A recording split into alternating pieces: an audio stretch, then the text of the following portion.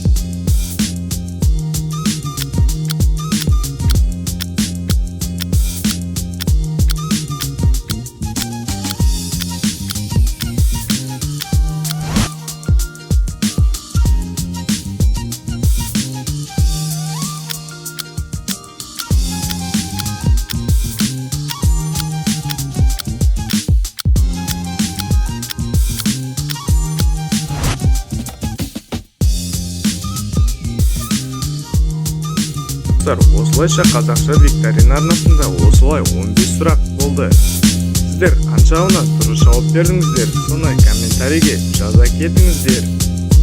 Ал енді мені қолдау үшін арнаға тіркеліп, видеома лайк басып, қоңыраушаны шертіп қойыңыздар. Сол кезде келесі видеода сіздер соны көретін боласыздар.